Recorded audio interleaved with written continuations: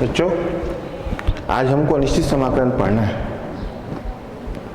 अनिश्चित समाकलन का प्रक्रिया अवकल समीकरण से चालू होता है। समाकलन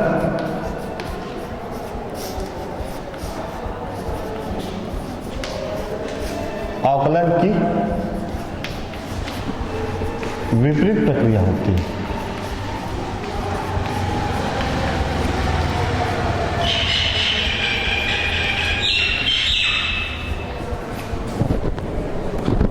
आपने इसके पूर्व अगले क्लास में अवकलन को आपने पढ़ चुका है, तो आज हम अनिश्चित समाकलन आपके सामने बता रहे हैं।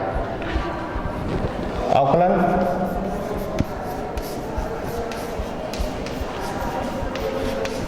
गणित में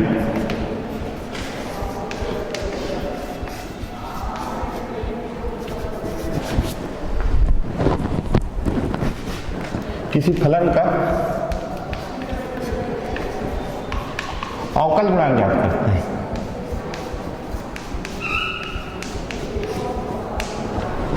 ये फंडामेंटल है, मूलभूत चीज है जिसको आपको जानना बहुत जरूरी है। अवकल गणित में किसी फलन का अवकल गुणांक ज्ञात करते हैं।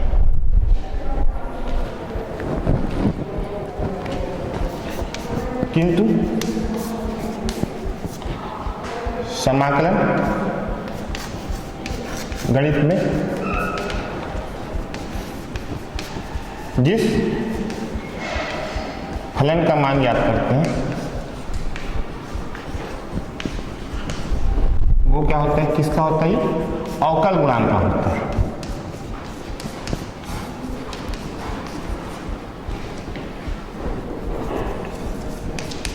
क्लियर हो रहा है? दोनों प्रक्रिया में समाकलन और अवकलन एक दूसरे से रिलेशन है, एक दूसरे से संबंधित है, जुड़े हुए हैं। समाकलन अवकलन की विपरीत प्रक्रिया होती है। अवकलन गणित में किसी फलन का अवकलन गुणांक कहते हैं, लेकिन समाकलन गणित में जिस फलन का मान ज्ञात करते हैं वो अवकल गुणांक का होता है। क्लियर? अब इसको डिफाइन करते हैं, परिभाषाओं पे जाते हैं। यदि dy dx ये प्रक्रिया अवकलन को बताता है। अवकलन मतलब dy dx रिलेशन होता है, संबंधित होता है। तो हम dy dx बड़ा fx का जब हम करते हैं अवकलन, उसका स्मॉल fx या छोटा fx प्राप्त होता है। उस कंडीशन में क्या होता है बच्चों? fx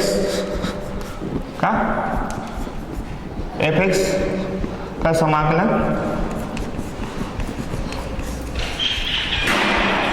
स्मॉल fx प्राप्त होता है, क्योंकि एक दूसरे का विपरीत होता है। fx का समाकलन स्मॉल fx होता है। अब हम चलते हैं प्रतीकात्मक रूप से। ये क्लियर हो गया? आगे चले हम।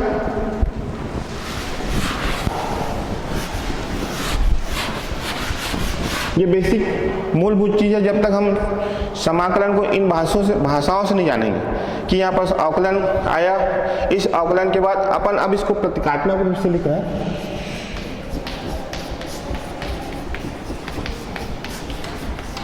कि ये समाकलन का चिन्ह कहलाता है। इस समाकलन में हम इस छोटा fx का हम समाकलन करेंगे dx, जो हमको बड़ा fx के रूप में प्राप्त होगा। एक दूसरे की विपरीत प्रक्रिया, बड़ा fx का हमने अवकलन किया तो छोटा fx है। छोटा fx का जब हम समाकलन करेंगे तो ये बड़ा रूप आएगा।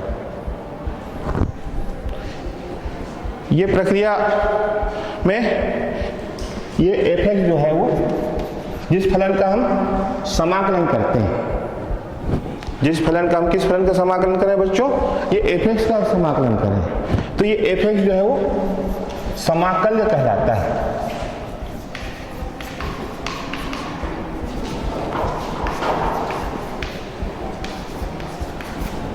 ये एफ एक्स समाकल्य कहलाता है, इस समाकल्य कहते हैं इसको। ओके,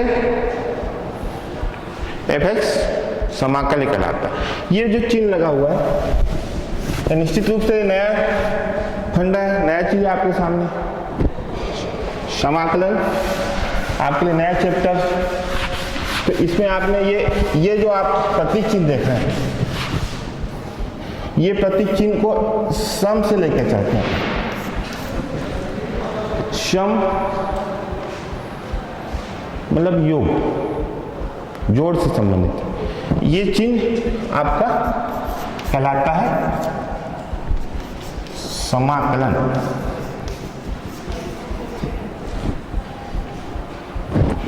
इस चिन्ह को हम कहते हैं समाकलन, और जिस फलन को हमने समाकलन किया है वो समाकल्य कहलाता है। क्लियर हो रहा है? ओके, अब इसमें ये चिन्ह आपका हो गया सम, इसको कह दिया हमने समाकलन। आगे हम और चले बच्चों, जो आपके आगे अवकल समीकरण पढ़ेंगे उसमें काम आएगा। सी एक्स स्वच्छ चर है,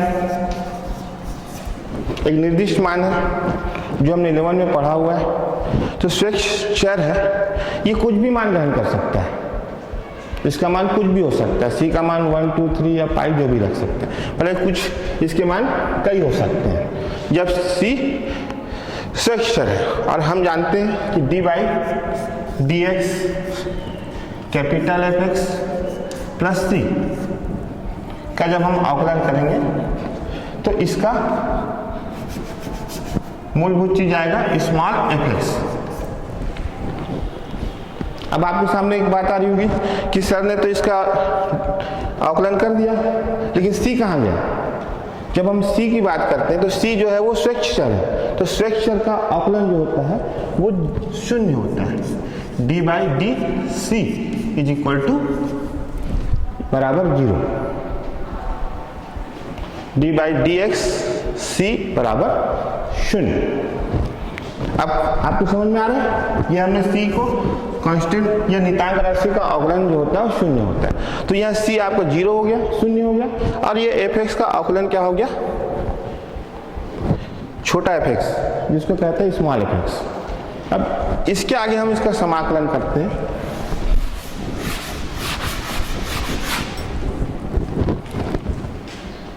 तो स्मॉल एफ एक्स या छोटा एफ एक्स इंटीग्रेशन या समाकलन एफ एक्स डी एक्स का इक्वल प्राप्त होगा, बराबर प्राप्त होगा कैपिटल एफ एक्स प्लस सी। सी का उपयोग हर समय अपन नहीं करेंगे। जब भी हमने समाकलन किया तो ये ऑटोमेटिक या सदैव उपस्थित रहेगा उस जगह पे, तो इसको लिखने की आवश्यकता नहीं है। इसको लिखा कब जाएगा? जब हम अवकल समीकरण में पढ़ेंगे तब इस सी का उपयोग होगा। सी को अपन डिफाइन या सी को जब अपन लिखेंगे कब? जब अवकल समीकरण हो। इस अवकल समीकरण में सी का, यहाँ सी जब भी अपन समाकलन करेंगे तो हर समय सी सदैव वहाँ उपस्थित रहेगा। ओके बच्चों, आगे चलते हैं। अब ये आपकी परिभाषाओं का रूप आ गया। अब इसके प्रामाणिक मान होते हैं, जैसे ताले होते हैं उसकी चाबी होती है, वैसे गणित है। तो गणित में जब तक आपको सूत्र या प्रामाणिक मान नहीं प्राप्त होगा तब तक आप उस चीज़ों को आप हल नहीं कर सकते हैं। तो समाकलन में आपने एफ एक्स प्लस सी जो है का समाकलन किया आपने, प्रामाणिक समाकलन।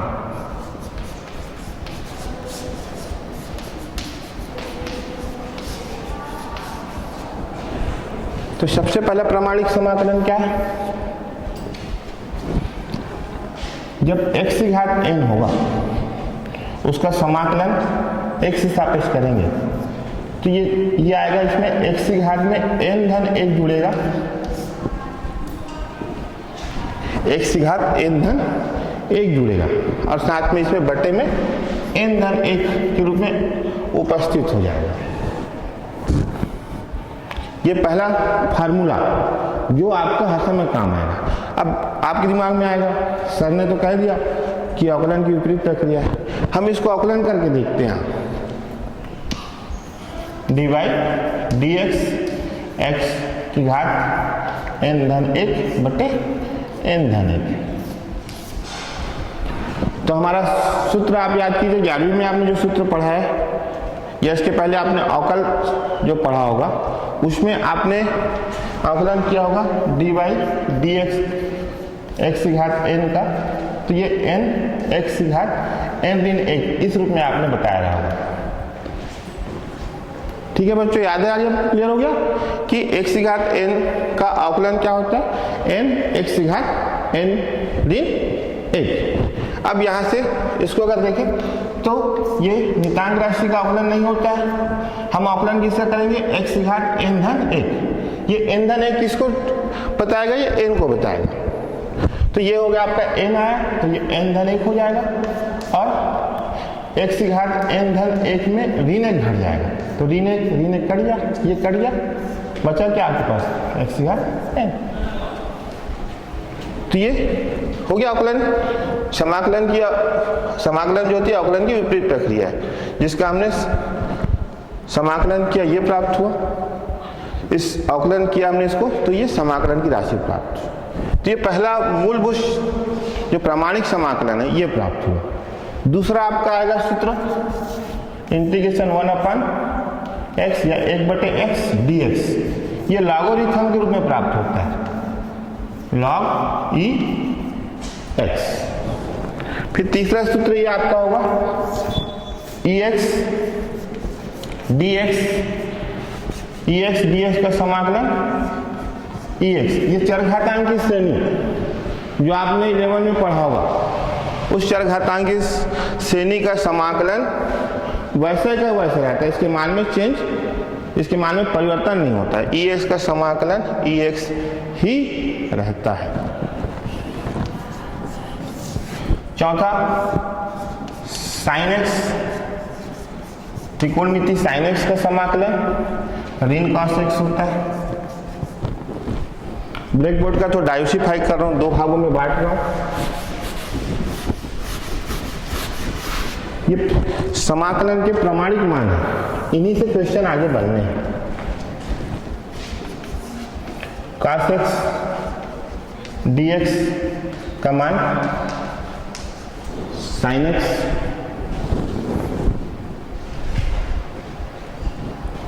फिर sec स्क्वायर x dx का tan x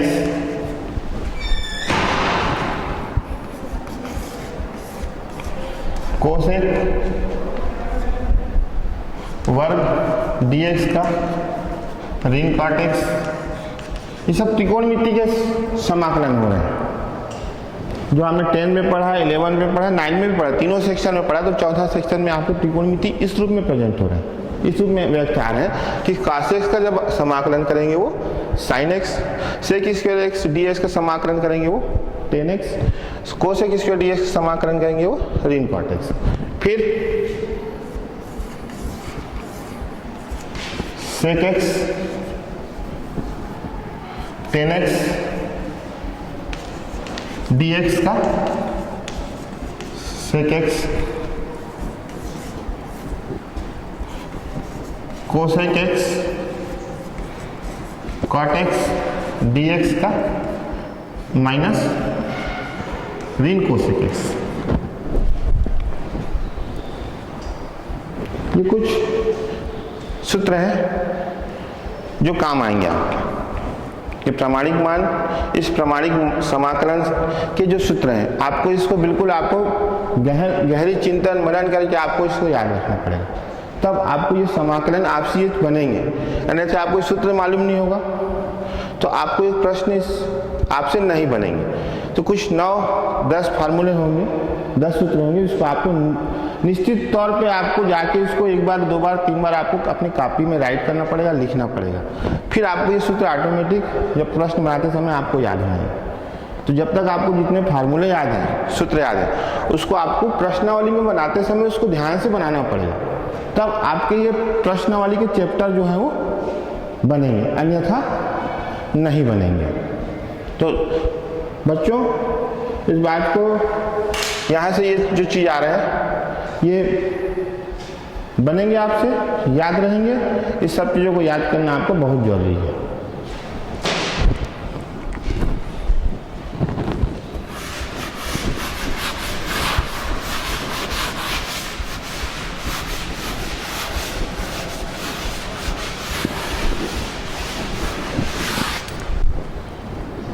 फिर कुछ मूलभूत प्रमेय भी है।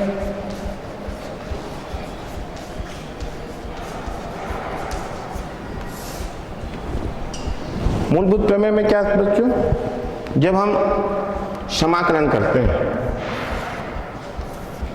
फलन का समाकलन होता है, निश्चित तौर पर अपने को पता है।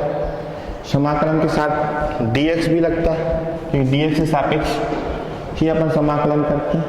साथ में इसमें c पद आ जाता है। c मतलब स्वच्छ राशि, नियतांक राशि जिसको कहते हैं अपन, जिसका मान बदलता नहीं है। c स्वच्छ राशि, तो c का जब हम समाकलन करते हैं तब ये c का समाकलन यहाँ नहीं होता, स्वच्छ राशि का समाकलन नहीं होता, सिर्फ फलन का ही समाकलन होता है। आपको क्लियर हो जाना चाहिए कि c नियतांक राशि, स्वच्छ राशि, इसका समाकलन नहीं होगा। होगा किसका समाकलन? fx का होगा। इस fx का समाकलन हो तो c यहाँ से समाकलन से बाहर हो जाएगा। फिर आइए बच्चों, जब हम समाकलन करते हैं, समाकलन योग या दो से अधिक योग या अंतर के रूप में दिखाई दे। देखिए अब समाकलन हम कर रहे हैं fx धन f2x। अब इसका हमको समाकलन करना है, तो ये दो पद के रूप में दिया हुआ है, साथ में धन चिन्ह, तो ये अलग अलग पदों में समाकलन होगा। ये सब प्रक्रियाओं से गुजरना होगा, तब आपकी समाकलन जो विषय वस्तु है ये सरल होगा। जब तक आप इस समाकलन की प्रक्रिया को नहीं समझेंगे कि हमको दो पद दिया गया है, एक धन के रूप में हो सकता है या ऋण भी हो सकता है, दोनों चिन्ह का उपयोग कर सकते हैं। तो इसमें इस प्रक्रिया को गुजरने के लिए आपको ये अलग अलग पदों का हम समाकलन करेंगे, या धन होगा या फिर ऋण भी हो सकता है।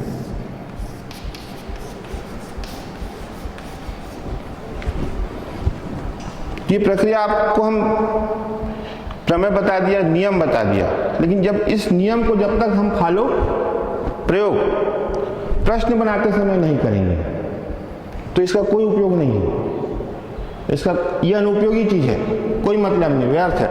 कि जब आपको ये पता नहीं c को बाहर करना है, तो c नियतांक राशि है तो ये समाकलन से बाहर होगा। दो या दो से अधिक पदों का समाकलन करना होगा तो इसके अलग अलग पदों का समाकलन के रूप में ये चिन्हांकित हो जाएंगे, चिन्ह वही रहेंगे। अगर आपने ये चिन्ह बदल दिया तो गणित यहाँ से फेल हो गई, गणित यहाँ से अंधी हो गई। अगर मैं आपका आंख ले लूँ तो आप अंधे हो गए। वैसे गणित में चिन्हों का बहुत बड़ा महत्व रहता है। अगर आप धन और ऋण आपने इसको प्रयोग ही नहीं किया तो ये मान के चलिए गणित यहाँ से फेल, और यहाँ से आपके नंबर कट गया। तो आपको चिन्ह को बहुत बाकायदा ध्यान रखना पड़ेगा। धन चिन्ह, ऋण चिन्ह, दोनों में से एक चिन्ह है, उसको आपको उपयोग करना है। तो आपको इस बात को याद रखना कि आप 12वीं क्लास में गणित लिए हो।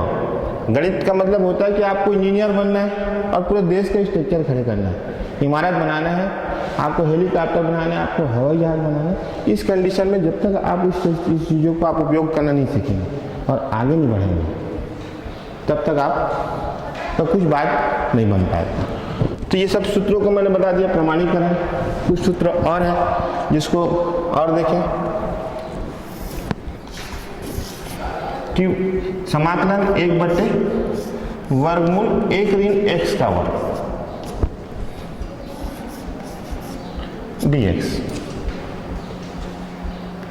तो ये समाकलन जब इससे करते हैं तो ये साइन की हर ऋण 1x के रूप में प्रेजेंट होता है, या फिर ऋण के रूप में मिलेगा वो मान ऋण cos x। तो ये दो मान को बताता है बच्चों। एक बार हम समाकलन करेंगे 1/वर्गमूल 1 ऋण x वर्ग dx का, तो sin ऋण x भी हो सकता है और ऋण cos की घात ऋण x भी हो सकते हैं। तो ये कब प्रयोग होगा? जब बनाते समय हमको समझ में आएगा ये फार्मूला या ये सूत्र इस समय आएगा या उस समय आएगा, तो उस समय आपको क्वेश्चन बनाते समय समझ में आएगा। फिर चौथी बात, समाकलन 1/1 धन x का वर्ग dx, ये बताता है tan इनवर्स x, या फिर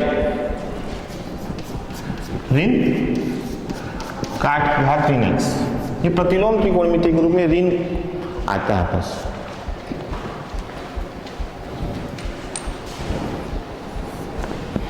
तो साथियों बच्चों, ये सब फार्मूले हमको पता होना चाहिए, और जब तक सूत्र पता नहीं होगा आपसे प्रश्न नहीं बनेंगे। तो कुछ सूत्रों के माध्यम से आप क्वेश्चन पे चले।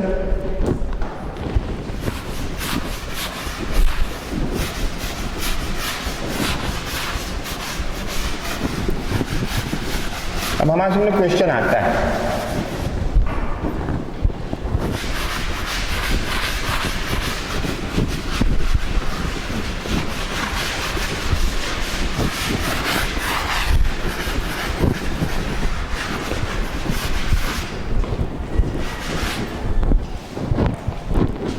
क्वेश्चन की बात कर रहे हैं,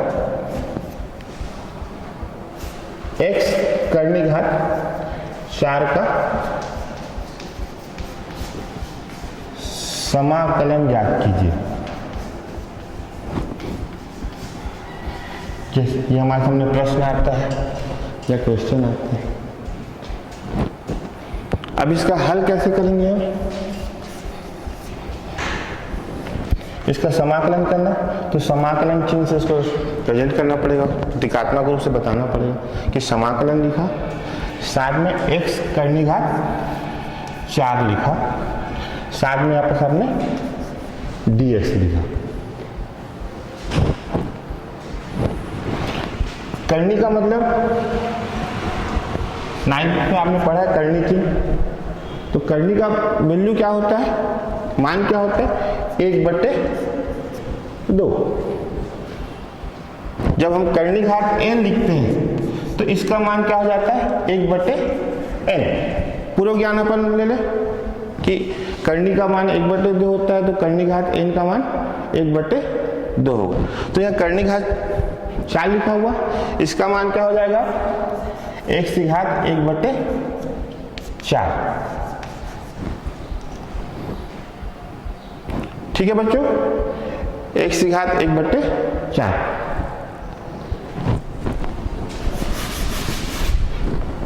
ये सूत्र में चले अब पहला जो प्रमाणिक सूत्र है कि घात के ऊपर n दिया हो, इसका जब हम समाकलन करते हैं तो ये समाकलन के रूप में कैसे मिलता है? x की घात n धन 1 बटे n धन 1। इस सूत्र को आप बताइए, इस सूत्र को आप इस पे प्रयोग कीजिए, क्या हो जाएगा बताइए? कि x की घात 1/4 लिखा हुआ या x की घात n, तो n का मान कितना हुआ? 1/4। तो अब 1/4 यहाँ जाएगा, ये हो जाएगा आपका x की घात 1/4 धन 1 और 1/4 धन 1। अब इसका वैल्यू क्या हो जाएगा? x की घात 1 धन 4/4 और 1 धन 4/4। तो x की घात 5/4 और ये 5/4। ये आपका आंसर आएगा 4/5, x की घात 5/4। ये आंसर होगा बच्चों। Okay, thank you.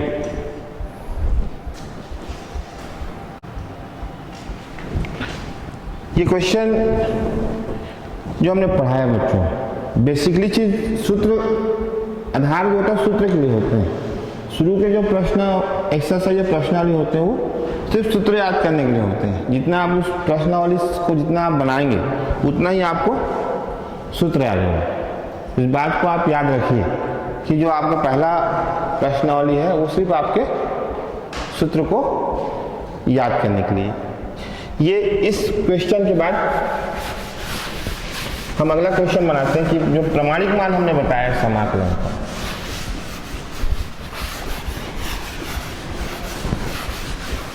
इसका दूसरा क्वेश्चन देखते हैं। ये प्रश्न मैं आपके सामने लिख रहा हूं। 3x का वर्ग धन 4x धन 5 बटे x।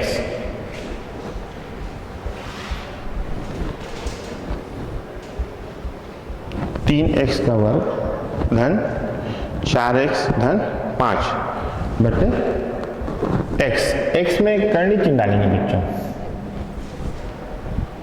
करनी x का समाकलन ज्ञात करना है। जब इसको अपन हल करेंगे तो हम समाकलन पढ़ रहे हैं, अनिश्चित समाकलन पढ़ रहे हैं। तो अनिश्चित समाकलन को हम इंग्लिश में इंटीग्रेशन कहते हैं। इंटीग्रेशन मतलब आई से चालू होता है, तो इसको हम आई के रूप में मानेंगे। इसको मानेंगे माना आई बराबर समाकलन 3x का वर्ग धन 4x धन 5 बटे करनी x। जब समाकलन चिन्ह लगाया तो ये dx लगाना जरूरी है। जब तक हम समाकलन में dx का प्रयोग नहीं करेंगे तब तक समाकलन पूर्ण रूप से सही नहीं रहेगा। अब इसका समाकलन करना तो कितने पद हैं? 1 2 3। इस तीनों पदों को हमको अलग अलग लिखना पड़ेगा। 3x का वर्ग, इसके नीचे करनी x, फिर 4x बटे करनी x धन 5 बटे करनी x। फिर कोष्टक कर लेना, फिर आप dx। तो मैं आपको मूलभूत प्रमेय बताया था मैं आपको कि 2 या 2 से अधिक 3 पद हो और ये योग धन के चिन्ह रूप हो तो इसको अपन अलग अलग समाकलन करेंगे। ठीक है, इसके पहले अपन इसको थोड़ा आगे हल कर लें, क्योंकि x वर्ग यहाँ दिख रहा है, x नीचे भी दिख रहा है और इसका मान हम x का करनी का मान हम यहाँ रख लें 3x का वर्ग बटे x की घात 1 बटे 2, फिर धन 4x बटे x की घात 1 बटे 2 धन 5 बटे x की घात 1 बटे 2। फिर कोष्टक ले लेंगे। यहाँ तक क्लियर? कोई समस्या नहीं? अब आगे चले बच्चों। देखिए हम ये मत सोचें कि हम 12वीं पढ़ रहे हैं, अब हमको कहाँ जाना पड़ेगा? 8वीं में। ये x और x दोनों में दिख रहे हैं, तो हमने जो घातांक का जो नियम पढ़ा है कहाँ? 8वीं में, उसका प्रयोग करेंगे कि जब आधार समान होते हैं तो घात जो है वो घट जाते हैं। तो यहाँ वही बात आएगी, क्या हो जाएगा यहाँ पास? 3 x की घात 2 ऋण 1 बटे 2। ठीक है, फिर धन 4 x की घात कितना है? कोई चीज ना हो तो अपन 1 मान के चलते हैं। यहाँ 1 लिखा हुआ है, 1 ऋण 1 बटे 2, फिर धन 5। जब x की घात 1 बटे 2 ऊपर जाएगा तो भी घटांक का नियम बनेगा कि 1 बटे x की घात n हो तो अपन x की घात ऋण n लिख देते हैं। ये 8वीं और 9वीं के टेक्स्ट बुक में दिया गया है। तो ये 1 बटे 2 ऊपर जाएगा तो क्या हो जाएगा? ये x की घात ऋण 1 बटे 2 हो जाएगा और ये कोष्टक होगा।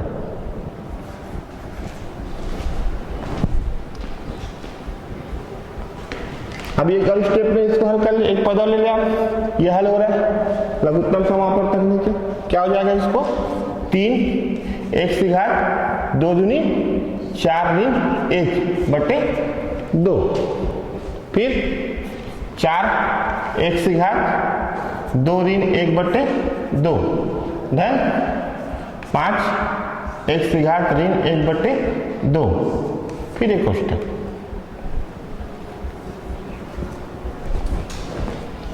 फिर करनी चिन्ह है आपका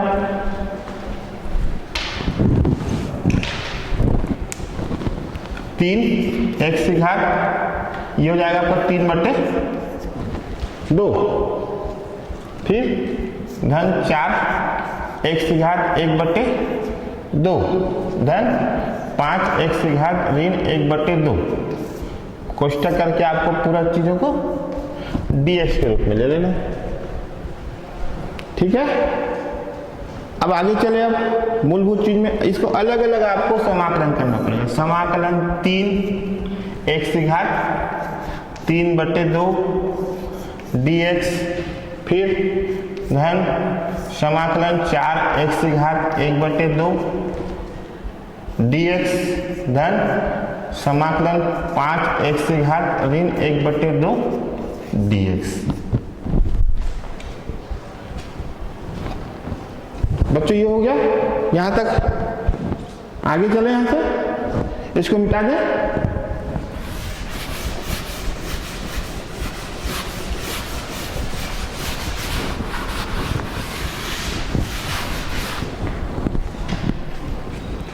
इसके पहले मैं आपको क्लियर कर चुका हूं कि जब फलन के सामने c दिया हो, c मतलब कांस्टेंट नितांक राशि, तो नितांक राशि का समाकलन है तो वो नितांक राशि समाकलन से बाहर हो जाता है। तो ये 3 यहां से बाहर हो जाएगा। तो क्या हो जाएगा ये 3, समाकलन करेंगे किसका x की घात 3 बटे 2 का, तो क्या हो जाएगा x की घात 3 बटे 2 में धन 1 जुड़ेगा, फिर 3 बटे 2 धन 1,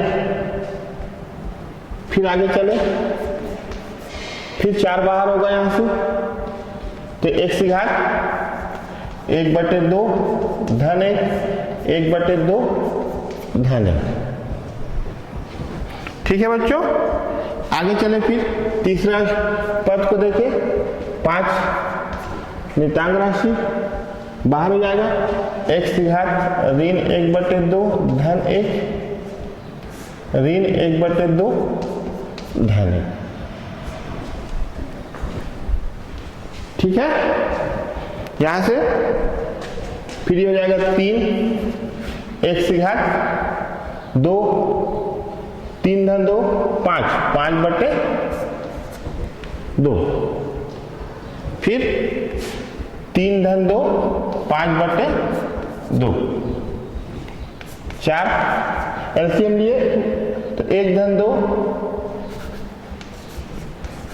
3 बटे 2, फिर यहां से 2 धन 1 धन 2 बटे 2 मतलब 3 बटे 2, फिर धन 5, तो x की घात देखिए यहां पर क्या हुआ ऋण 1 धन 2 में 1 घटेगा 1 बटे 2 हो जाएगा, ये x की घात 1 बटे 2 होगा। यहां भी होगा ऋण 1 धन 2 में ऋण 1 घटेगा, वो 1 बटे 2 हो जाएगा।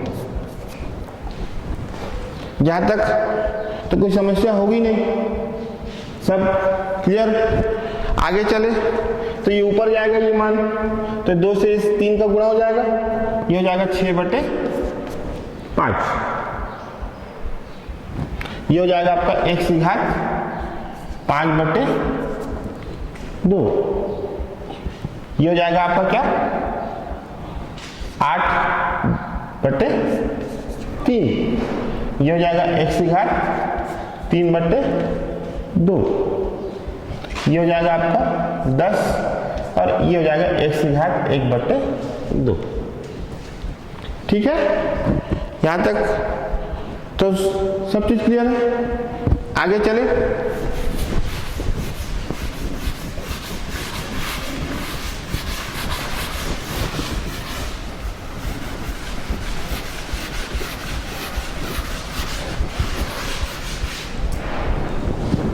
आगे चलते हैं बच्चों। तो इसमें क्या देखिए, ये 5/2 लिख रहा है, तो इसको अपन करें तो x की घात 2 धन 1/2 के रूप में तोड़ सकते हैं, इसको भिन्न के रूप में तोड़ सकते हैं। 2 दूनी 4 धन 1 5/2। तो यहाँ पर अगर हम क्लियर करते हैं x की घात 2 और x की घात 1/2 घातांकीय नियम से आधार समान होगा तो घात जुड़ेगा, 2 धन 1/2 हो जाएगा। तो यहाँ x/2 x की घात 1/2 दिख रहा है, ठीक है। इसको भी देखे तो क्या हो जाएगा, x की घात 3/2 लिखा हुआ, तो क्या लिख सकते हैं इसको, 1 धन 1/2। तो यहाँ क्या हो जाएगा, देखिए x की घात 1 गुणित x की घात 1/2, तो 3/2 में भी x की घात 1/2 है, x की घात 5/2 में भी x की घात 1/2 है, ठीक है। मतलब यहाँ x की घात 1/2, यहाँ भी x की घात 1/2, यहाँ भी x की घात 1/2, मतलब यहाँ से ये उभयनिष्ठ हो रहा है। कर दूं डायरेक्ट, सीधे कर दूं। और यहाँ देखिए 2 गुणित 5, 2 गुणित 4 और 2 गुणित 3, सभी पदों में 2 दिख रहा है। मतलब यहाँ क्या उभयनिष्ठ हो रहा है, 2 की घात 2 और x की घात 1/2। क्या बचेगा बच्चों, यहाँ 3/5 और यहाँ क्या बचेगा, 1/2 कॉमन हुआ तो x का वर्ग बचेगा। यहाँ लिख दो x का वर्ग, कंफ्यूजन तो नहीं होगा, क्योंकि 1/2 जाके 2 से जुड़ेगा तो 5/2 मिलेंगे। ये हम घातांकीय नियम से काम करेंगे, ठीक है। यहाँ पास क्या बाहर होगा 2, तो ये क्या बचेगा आपका 4/3, और यहाँ हमने 1/2 उभयनिष्ठ कर लिया, 1/2 उभयनिष्ठ किया तो क्या बचा है पास, x बच गया, ठीक। तो यहाँ क्या बचेगा आपका x, और ये आपका यहाँ से 2 भी बाहर हो गया, x की घात 2 बाहर भी हो गया, तो बचा क्या पास 5।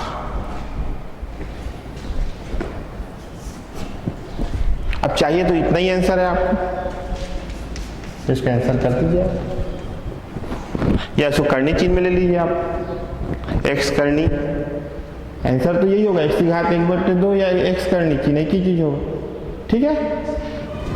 इसमें क्या कंफ्यूजन है हमको, ये सब अलग अलग पदों में इसको व्यक्त करके हल करना है, और जब तक हम इसको अलग अलग पदों में व्यक्त करके हल नहीं करेंगे तब तक उसका उत्तर नहीं आएगा।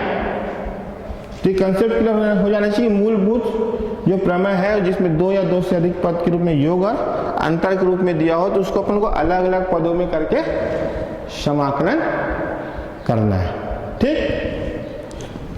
ठीक है दोस्तों। आगे चलो,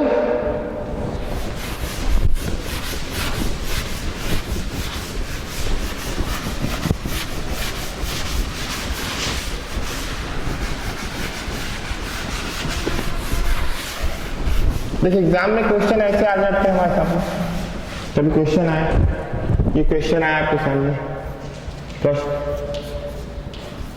EX माइनस ऋण 1/5x बाय sec x और tan x का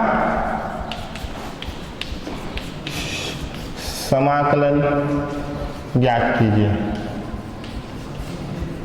तो ये सब प्रश्नों को आपको हल करना है सूत्र के माध्यम से, ठीक है। इसका हम हल करें तो इसको मैंने कहा जब अपन समाकलन का चिन्ह डालेंगे, ठीक है, तो इसको i के रूप में मानेंगे। i मतलब इंटीग्रेशन, इंटीग्रेशन मतलब समाकलन।